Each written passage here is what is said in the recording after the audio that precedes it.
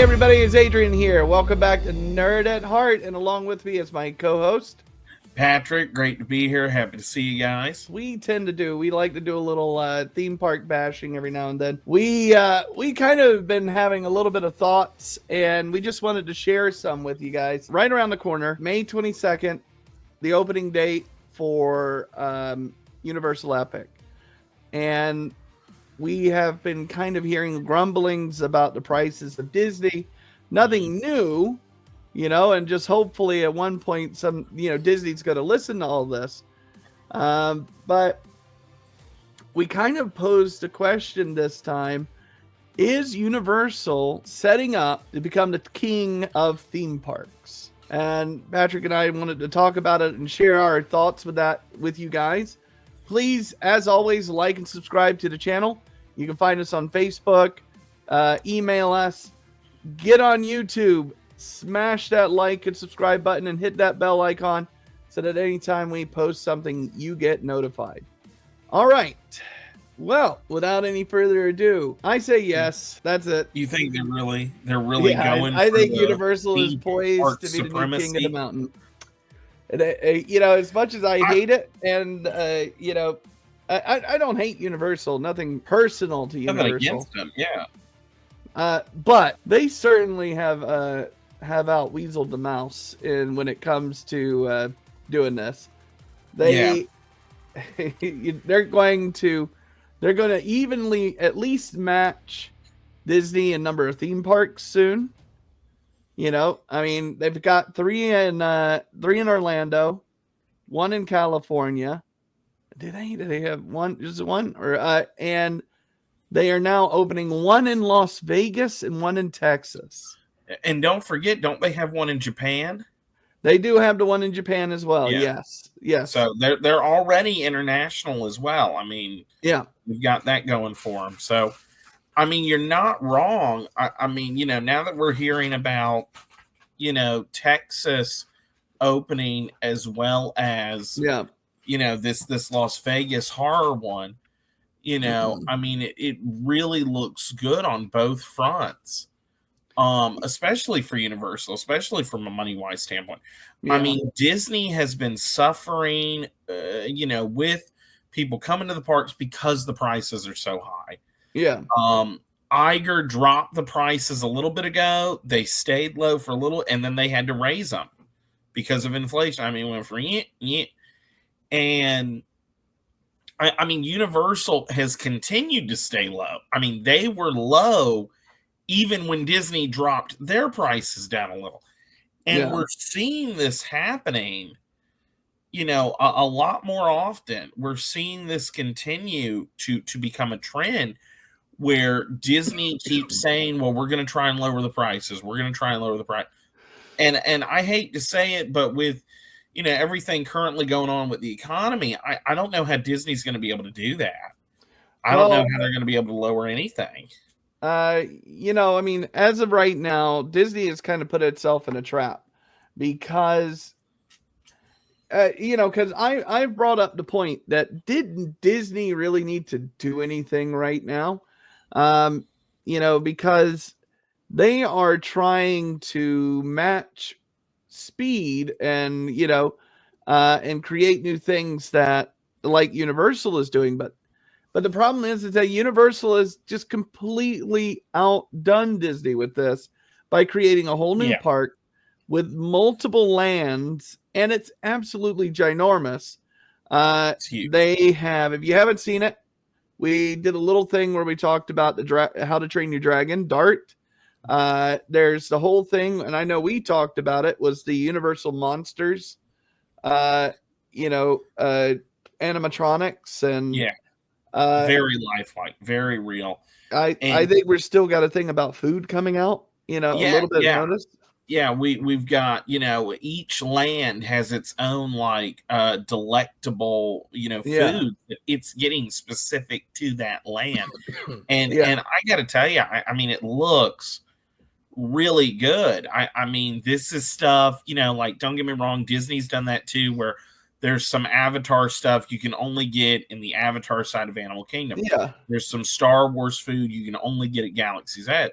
I mean, and Universal's done the same thing, but again, the prices for the food are also cheaper at Universal. I mean, from what I've been hearing, from what I've been seeing, I mean, they're already cheaper just to get into the park. The food's cheaper. I mean, at this point, the question needs to be begged is like, is it cheaper to stay at a Universal hotel than it is a Disney one? It definitely is, because even at the highest rates that Universal has to offer, they still only match a deluxe at Disney.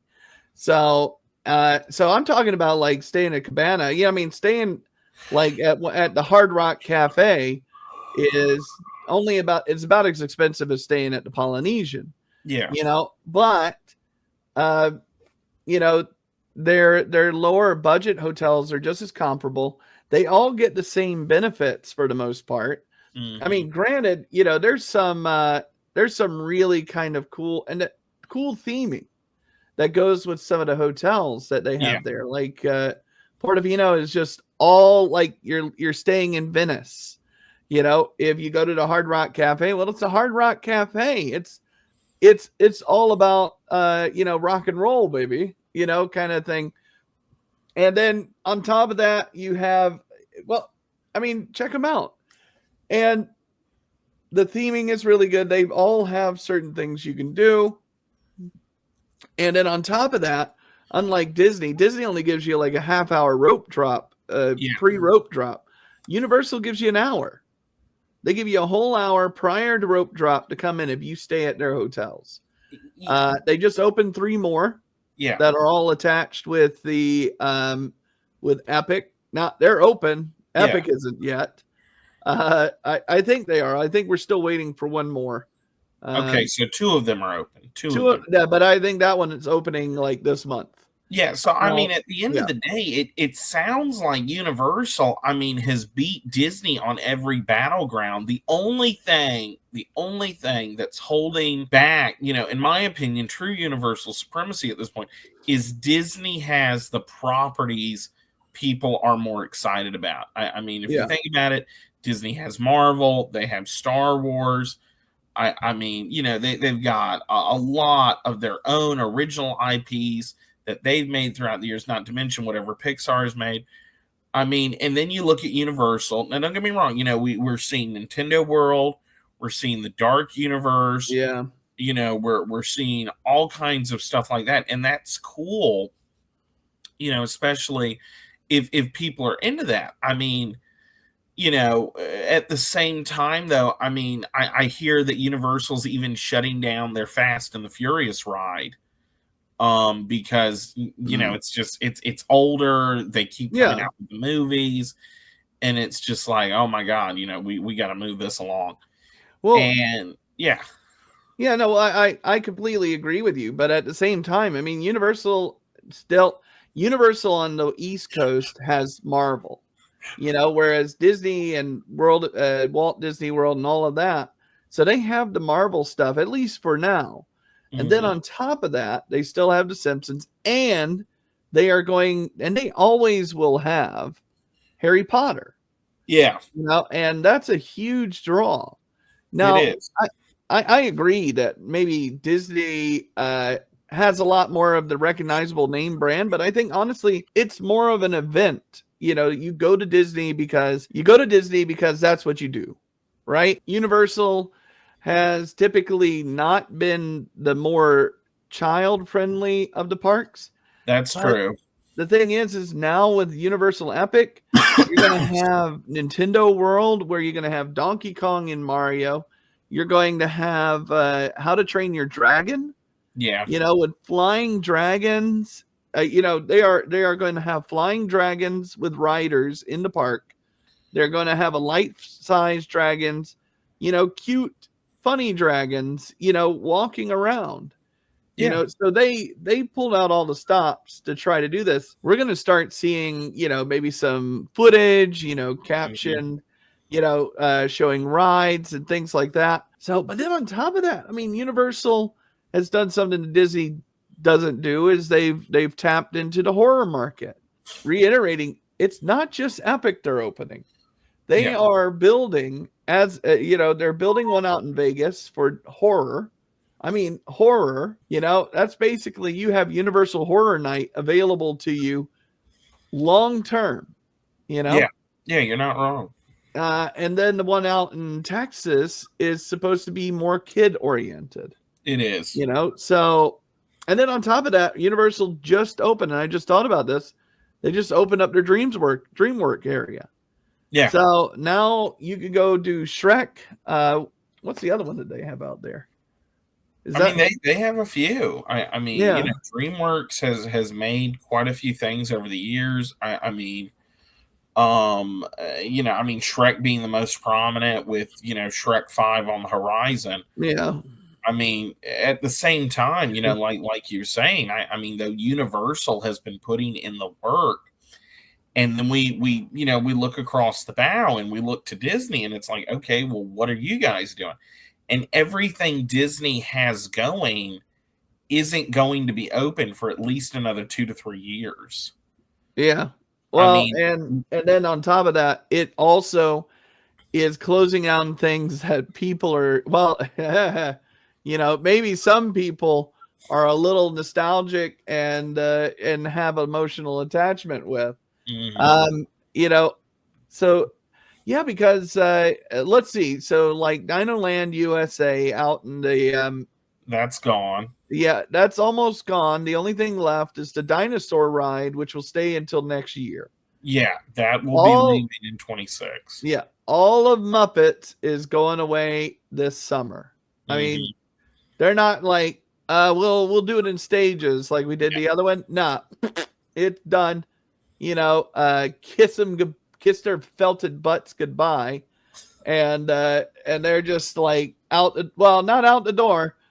Here, let's take the child-friendly thing, that kids love, and put it in an inverted roller coaster, which they can't ride. So that's Disney's logic right now. Yeah. Which isn't. It's not logical. Yeah. You're not wrong. I mean, all of Muppet Land is being, renovated for Monsters Inc. Land. Yeah. We have a whole, I would say 1/3, at least 1/4 of Magic Kingdom that's being gone away with to make South America Land, which will share Encanto and an Indiana Jones ride. Yeah. That's being done. They're doing a lot of things in Disneyland. They're doing more Marvel rides. But again, the premise of the fact is none of this is going to be available for at least another 2 to 3 years. And it stifles the ability for some customers to actually get to experience the rest of the park.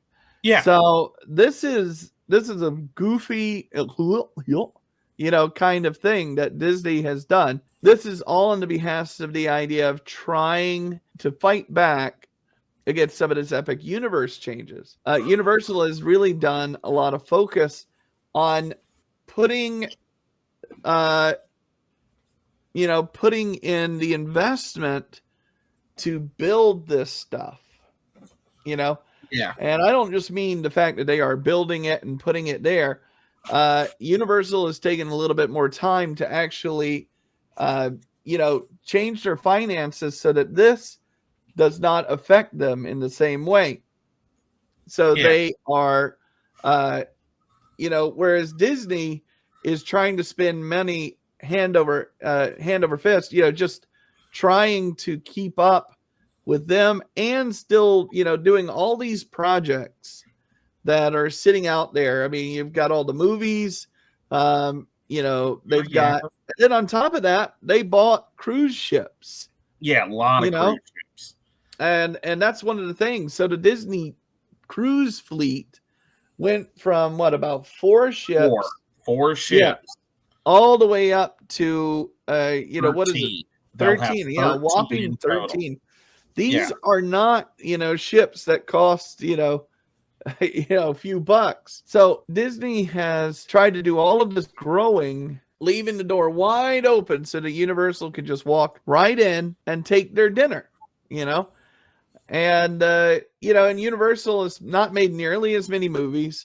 They have, or any big hits, and most of them are not considerably high budget features. Yeah, I mean, they planned for this, and yep, and Disney was caught with its little yellow button pants down.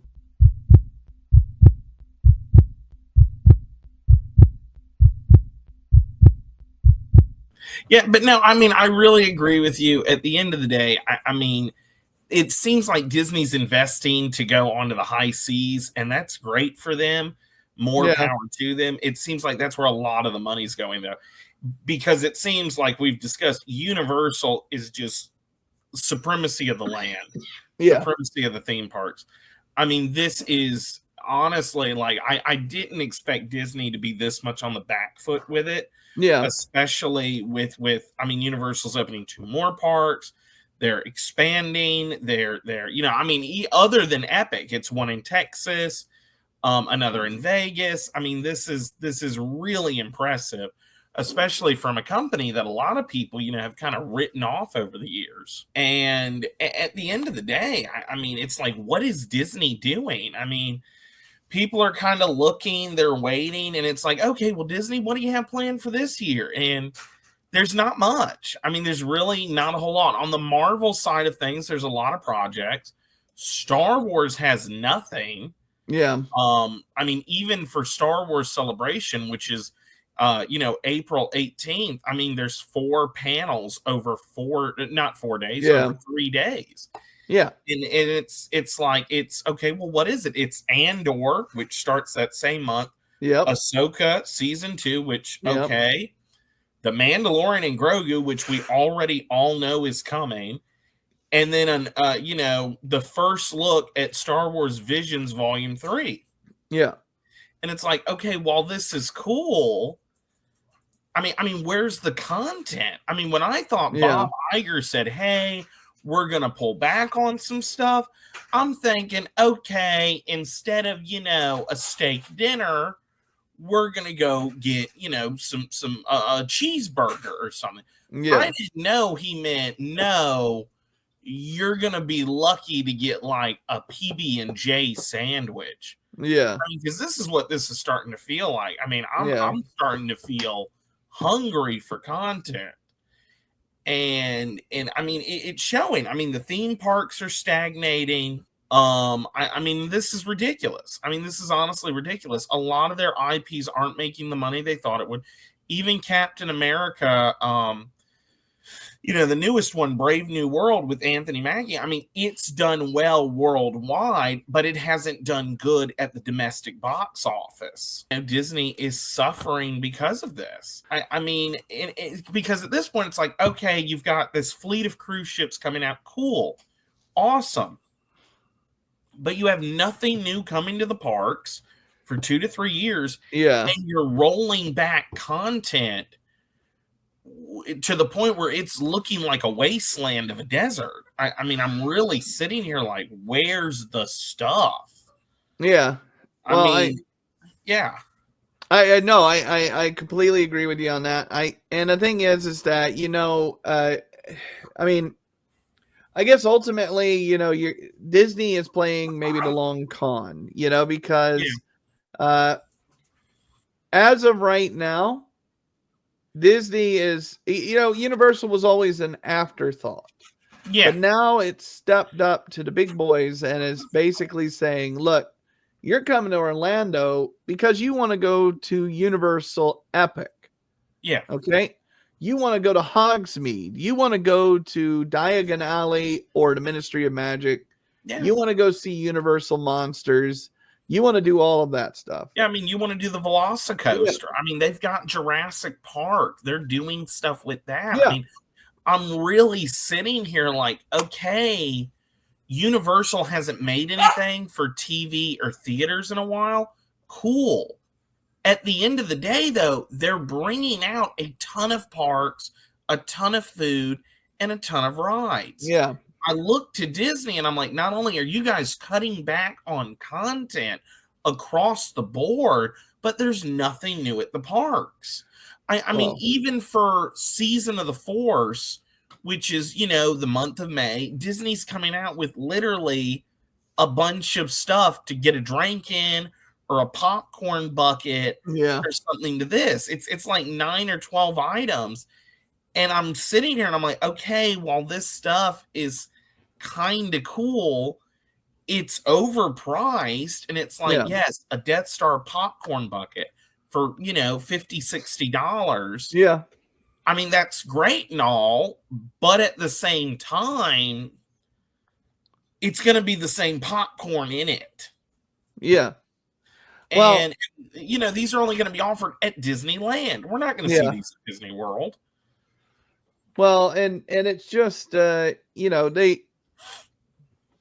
mean, you're right. So, I mean, not only is the content, they're cutting back on the content, they're also cutting back on the content that exists. So if you look at the park, so again, going back to the idea that you're losing a couple of attractions at the Muppet area, Muppet Land. I mean, granted, yeah, I'd love to see Monstropolis, but the thing is that I know it's not going to come until 27. Maybe 26. That's what I'm saying. More than likely 27. Yeah, 2 to 3 years, everything across the board. Yeah. And I'm like, okay, at that point, you're letting Epic Universe get dug in. And at that point, I mean, Disney becomes the afterthought of at least Florida. I mean, Disney's going to become the... Now, don't get me wrong. This isn't me hating on Disney, but at the same time, I mean, only hardcore Disney people are going to keep going to Disney. Because it's like you said, man, at the end of the day, they're cutting back on what they have. Yes, to make room for new things.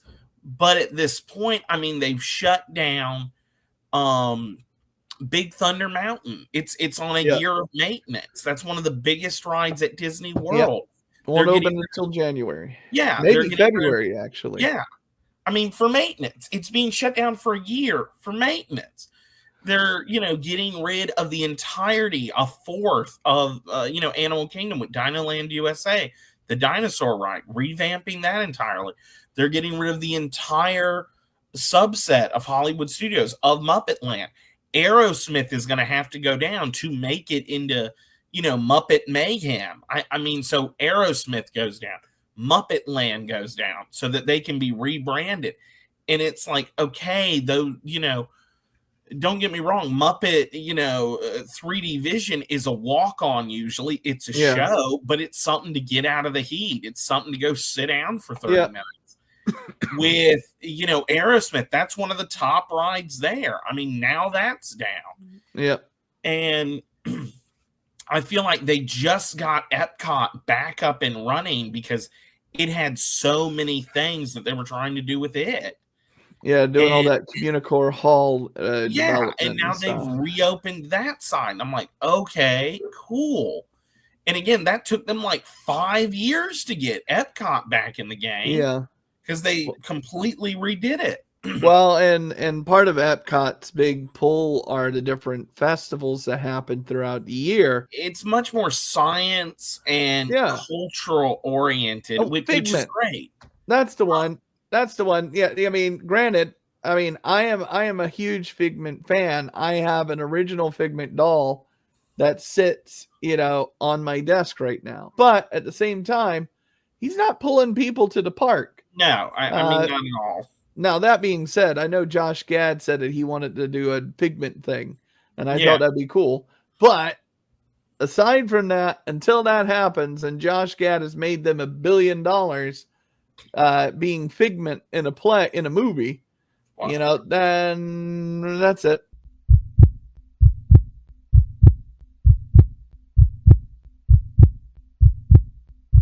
Universal Epic is opening in 2 to 3 months. I mean, tops. Yep. Disney has nothing on the horizon in this year that is opening. I mean, they have a slew of things for Marvel that's coming out or has come out. We finished What If Season 3. We've got a new Spider-Man show that just wrapped up. And right now, at the beginning of March, we have Daredevil Born Again.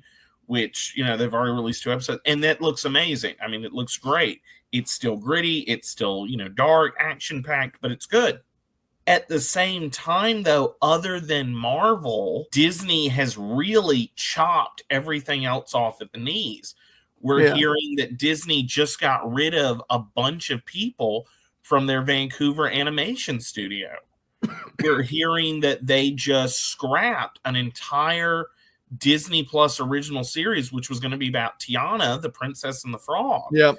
What are we going to do for that? I mean, they're cutting more corners. They're saving more money, and it's gotten to the point where even I'm sitting here like, that's great, that's awesome, but you don't have anything. Epic Universe is here now. It's opening now. I mean, well, and that begs to ask the question, so finally, I mean, if Disney's doing all of this, then why does it cost so much to see what you have left? Yeah. Until you guys build it. And the problem is that Disney is well aware of this, guys, that they are outpricing or pricing out the middle-class family. Disney is kind of playing a weak hand of poker. Yeah. Universal has a full house, royal flush. Maybe there's hope for Disney, but it might be a while. No, I mean, I totally agree with you, man. It's going to be years before we see anything really come out of Disney with what they're doing, what they're hoping to accomplish. Yeah. And it's not helping that they're cutting down on all the content.